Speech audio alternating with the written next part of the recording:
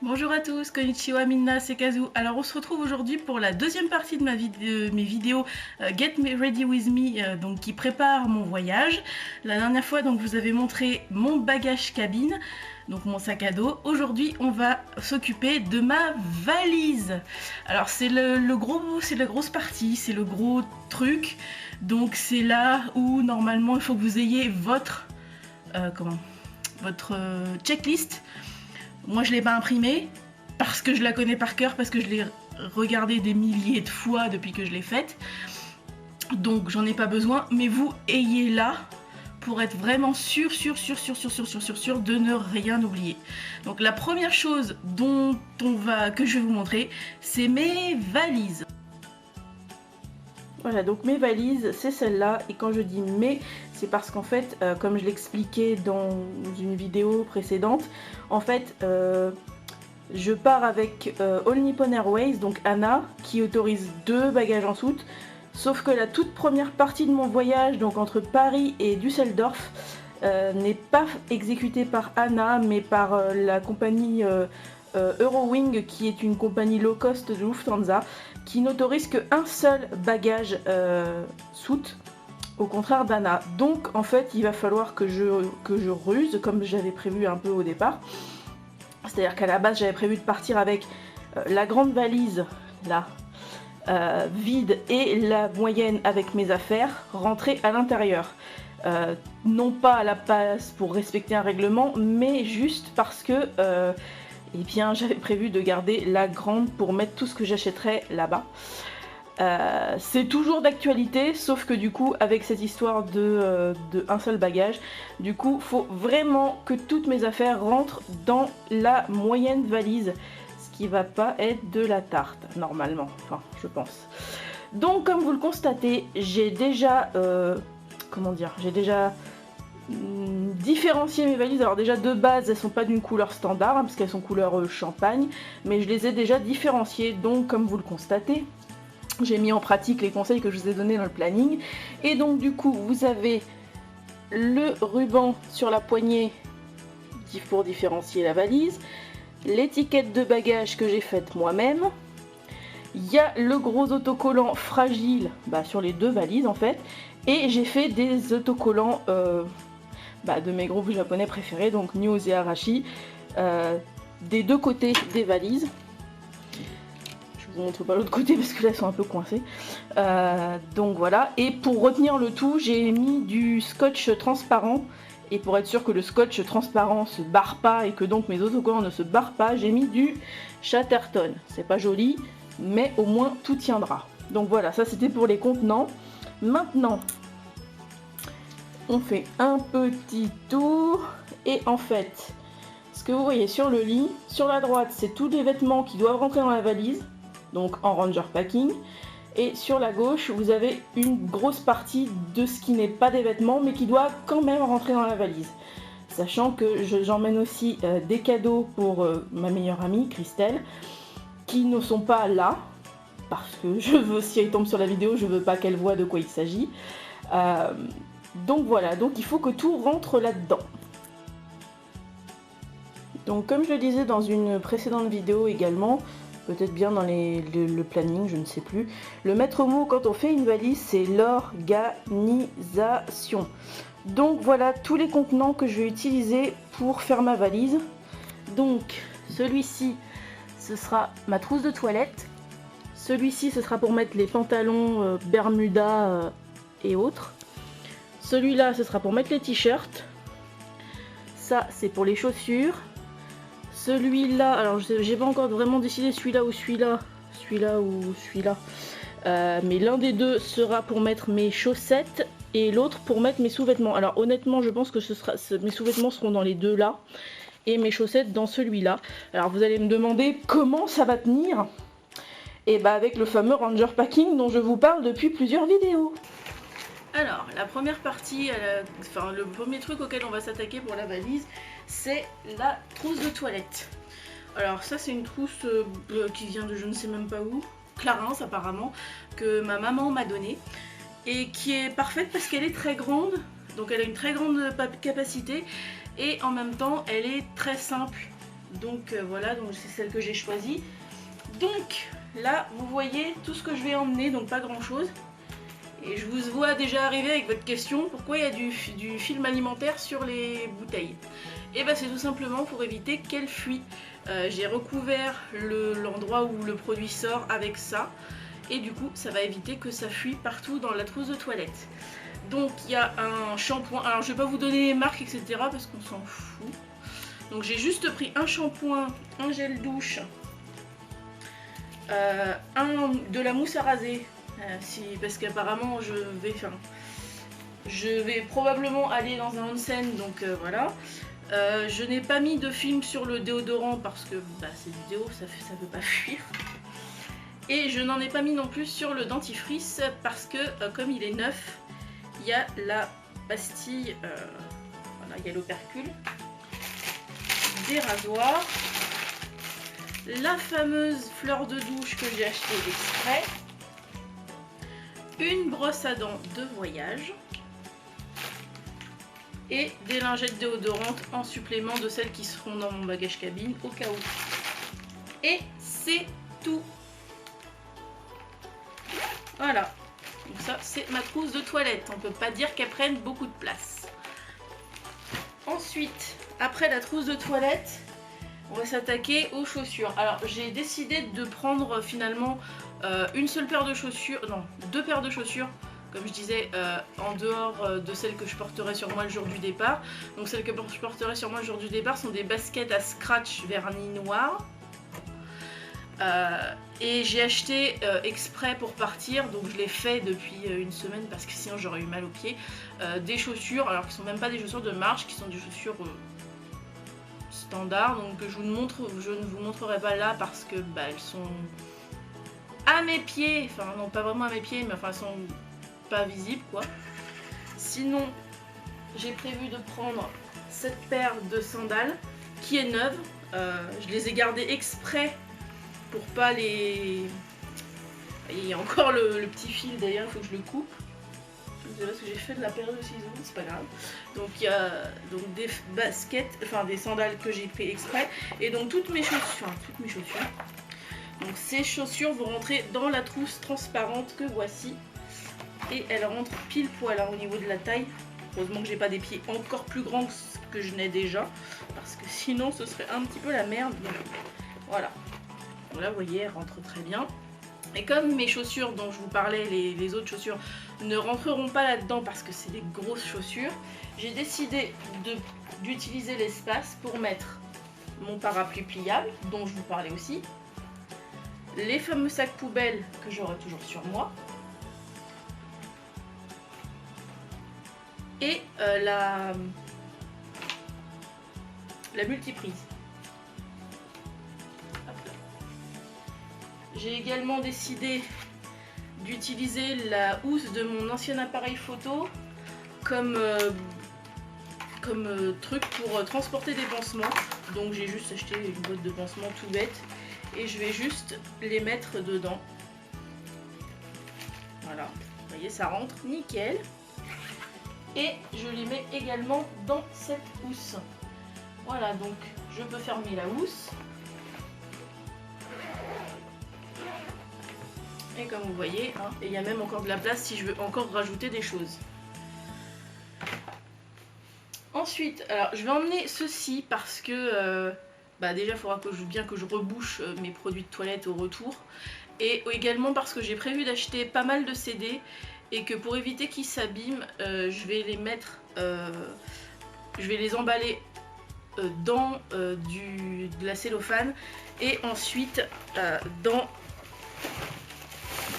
du papier bulle qui donc devra également rentrer dans la valise. Oui, je suis un peu... mais bon, c'est des CD auxquels je tiens vraiment, donc j'ai pas envie qu'ils soient abîmés au retour. Voilà, alors après, dans tout ce qui sera pas vêtements, va falloir que je trouve une place pour. Donc le thermosnooze dont je vous parlais, pour mon Polaroid, enfin mon truc. J'aurai une montre que j'ai achetée exprès pour pas être obligée de regarder tout le temps mon portable, donc qui est déjà à l'heure du Japon. Il est donc 1h05 du matin à l'heure actuelle. Il y aura ces 2 livres. Je suis pas... Je pense que je vais les emmener au cas où, mais c'est pas... Voilà. Des enveloppes à bulles, non pas pour les CD, mais parce que je vais acheter pas mal de photos et pour éviter de trimballer mes classeurs entiers qui pèseraient un poids monstrueux, je les protégerai dans ces enveloppes à bulles. Également ce lutin qui pour l'instant est vide, mais dans lequel il y aura mon carnet de chant pour, avec les paroles des chansons que je veux chanter au karaoké. Et l'Uchiwa que je me suis fabriqué pour le concert de Yamapi. Voilà, ça. J'en ai un peu chié pour le faire, mais je suis assez fière de moi. Voilà, donc ça c'est ce qui ne sera pas vêtement et qui doit absolument rentrer dans la valise.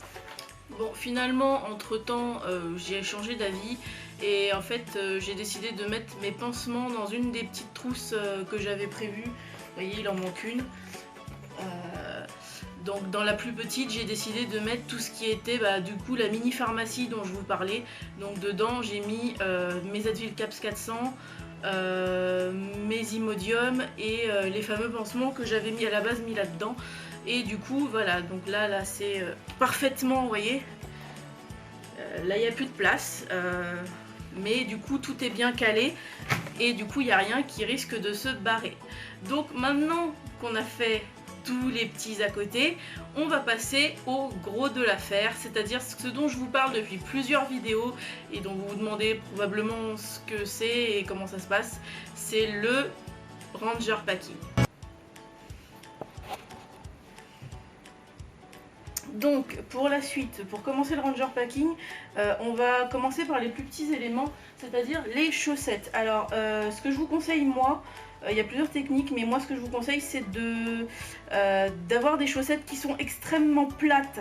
C'est-à-dire, moi c'est des chaussettes neuves donc elles sont déjà plates de base, mais c'est mieux si, c'est con à dire mais il faut les repasser. Si vos chaussettes sont pas parfaitement plates comme ça, comme quand vous venez de les acheter, il faut les repasser. Plus elles seront plates et plus la technique sera facile à utiliser. Donc la technique elle est super simple. Vous posez vos chaussettes empilées, enfin l'une sur l'autre, sur une surface plane. Et le principe c'est de rouler très serré. Le plus serré que vous pouvez. Et à la fin, quand vous êtes vers le bout, en fait ça doit vous donner ça, donc un rouleau avec un endroit qui dépasse un peu plus que l'autre, et donc ce rouleau vous allez le rentrer à l'intérieur de la partie qui dépasse le plus en fait, donc ça doit vous faire un rouleau comme ça, donc relativement fin et qui va vous permettre d'être rangé relativement facilement dans la trousse que vous avez choisie. Donc c'est parti pour le reste.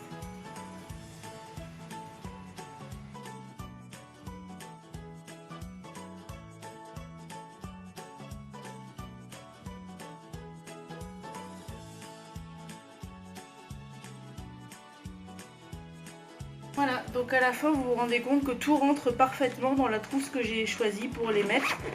Et voilà. Alors on va continuer avec les slips. Alors, moi c'est des slips neufs encore une fois. Et encore une fois, pour que le Ranger Packing soit efficace, il faut vraiment que ce soit le plus plat possible. Donc si encore une fois vos sous-vêtements ne sont pas assez plats, repassez-les. Donc là j'en ai superposé 2. Donc le principe c'est vous les pliez en deux comme ça, superposés, et la partie la plus en pointe vous la repliez vers le haut. Donc ça vous donne quelque chose comme ça. Et il vous reste plus qu'à replier en deux comme ça, et encore en deux comme ça. Donc ça vous donne ceci, et sur ceci il y en a 2 dedans. Et finalement je les mets dans cette pochette là qui est la plus petite, et vous faites pareil avec tous vos autres sous-vêtements.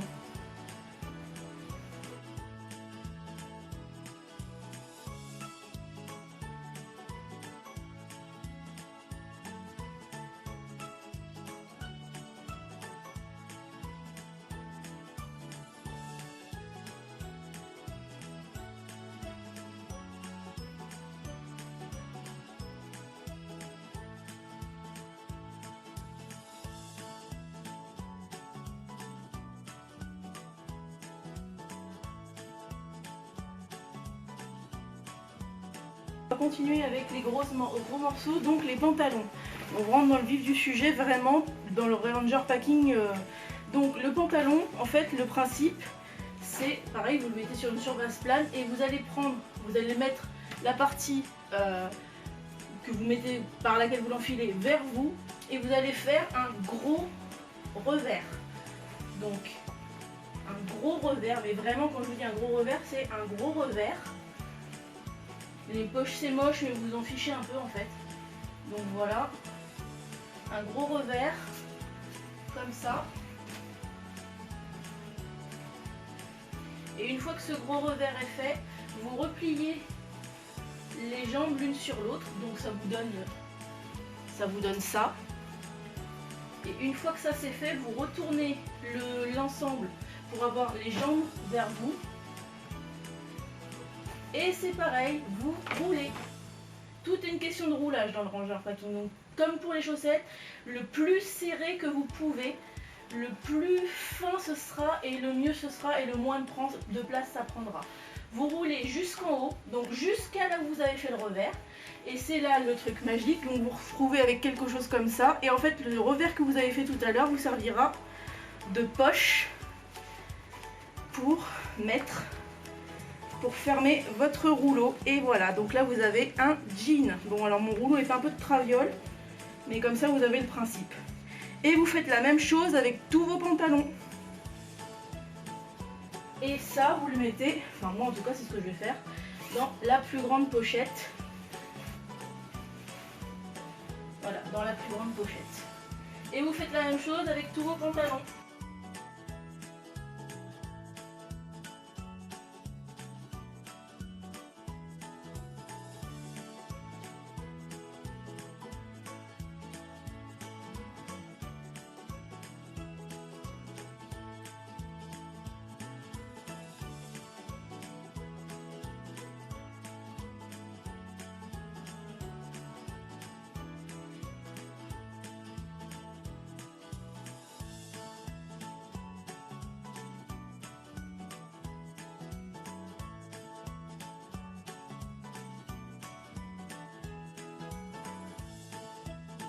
Dans la pochette moyenne et tout rentre. On aborde la dernière partie du Ranger Packing, donc les t-shirts. Alors c'est pareil, hein, si c'est pas plat, vous avez compris le truc maintenant, il faut plier, enfin il faut repasser.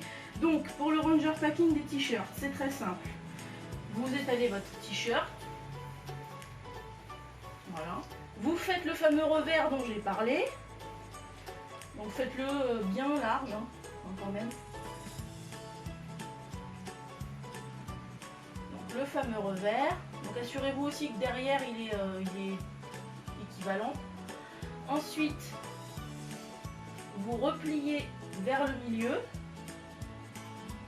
À peu près, essayez de faire à peu près centré. Et pareil de l'autre côté. Mais en rabattant bien. Je ne sais pas si vous me suivez. Donc vous vous retrouvez avec quelque chose comme ça. Ensuite, ça fait comme tout à l'heure, vous retournez pour que la poche créée soit vers le haut. Vous repliez encore, de façon à ce que ça vous donne un rouleau fin comme ça. Et pareil, vous roulez le plus fin possible. C'est tout, c'est ce que je vous avais dit, hein. Tout est une question de roulage. Hop, donc la poche. Et la poche magique qui vient tout fermer. Et voilà, donc là vous avez un t-shirt. Et donc vous faites pareil avec tous vos t-shirts. Alors je vais vous épargner le pliage de mes 12 t-shirts parce que ce serait trop long. On se retrouve juste après.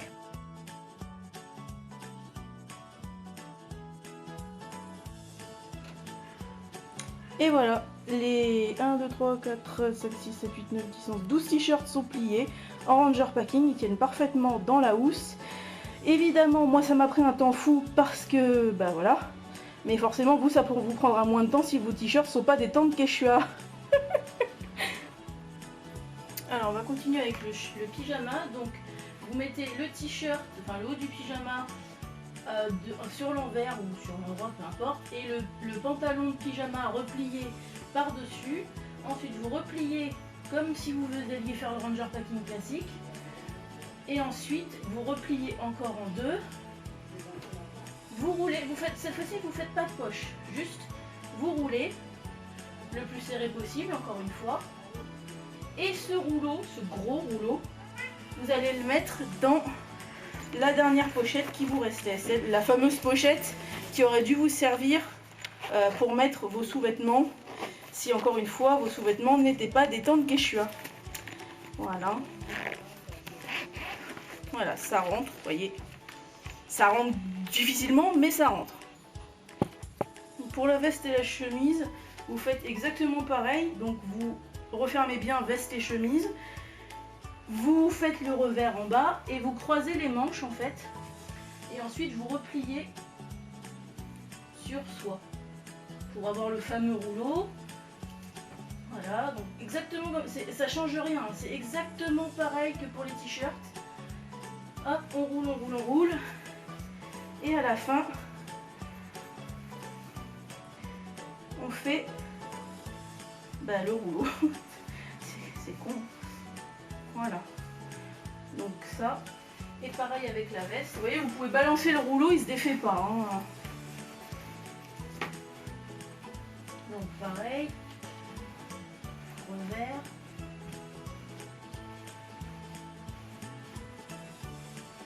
Croisage de manches. S'il y a des poches qui dépassent, c'est vraiment pas grave. Hein. Rabattre, rabattre. Bien pour ranger les poches à l'intérieur. Voilà. Ensuite, hop, roulage, roulage, roulage, roulage. Et c'est raté. C'est pas très grave. À la base, enfin, c'est pas grave. Si la veste, vous n'arrivez pas à faire un ranger packing, qui est mon cas, et ben c'est pas grave. Vous allez juste la replier le plus à plat possible en fait. Voilà. Donc là, je me suis ratée. Hein. C'est pas grave. Hop. Voilà. Donc là, elle sera bien à plat. Voilà. Donc là, vous avez tout mis, et je vais vous approcher un peu pour que vous voyez. Mais du coup, j'ai rangé dans ma valise au fur et à mesure, et vous voyez que tous mes packings, tous mes petits emplacements, ça rentre parfaitement. Alors, on va mettre plutôt comme ça. Hop, hop. Voilà, avec la chemise qu'on va essayer de chasser par là. Voilà, hop. La chemise ici et la veste à plat de l'autre côté. Voilà, donc au niveau des fringues, tout rentre. Alors, fin de vidéo, enfin fin de valise. En fait, il y a eu un petit problème qui n'était pas prévu du tout. C'est que quand j'ai voulu, alors comme je vous expliquais, j'ai pris le minimum dans la valise. Le problème, c'est que même avec ce minimum, quand j'ai essayé de la fermer, elle fermait pas, mais alors du tout, du tout. Il y avait genre un jour comme ça. Ce qui fait qu'en fait, j'ai dû changer mes plans, et en fait, ce qui était le contenu qui était dans la dans la moyenne valise, je l'ai dû le transférer dans la grande valise, enfin ce qui était dans ma grande valise, où ça rentre parfaitement, hein, sans aucun souci. Mais du coup, je vais partir avec une seule valise, et en fait, le plan, c'est pour revenir avec ce que j'aurais acheté, c'est d'acheter une deuxième valise sur place, puisque au retour, j'aurai droit à 2 valises. Donc c'était pas du tout prévu dans mes plans, hein. J'avais pas prévu d'acheter une valise là-bas, mais bon, les choses étant ce qu'elles sont, voilà. Donc du coup, tout est rentré nickel, j'ai même pesé donc ma valise, en comptant le poids de la valise vide plus ce que j'ai mis dedans, fait aux environs de 18 kg, donc je suis large. Je pouvais pas rajouter des masses de trucs dedans, hein, mais je suis large au niveau du poids. Et du coup, au niveau des dimensions, c'est nickel aussi. Et j'ai vérifié aussi, j'ai pesé, j'en ai profité, j'ai pesé mon bagage cabine, enfin mon sac à dos, et je suis à environ 8 kg, et ce qui est en dessous de ce qui est autorisé, puisque j'ai droit à 10 kg de bagage cabine. Donc au niveau des poids, je suis nickel. Par contre, j'avoue que là, il y avait un voilà, enfin, c'était pas prévu, mais bon voilà, du coup mes bagages sont terminés. La vidéo a été extrêmement longue, je suis vraiment désolée, mais si je voulais vraiment vous montrer toutes les étapes et tout bien vous expliquer, c'était nécessaire. Donc j'espère que cette vidéo vous aura plu. Pensez à vous abonner, à activer la cloche de notification pour ne pas louper les prochaines vidéos sur tous les vlogs qui vont arriver quand je serai là-bas. Et je vous dis à bientôt. Ciao ciao!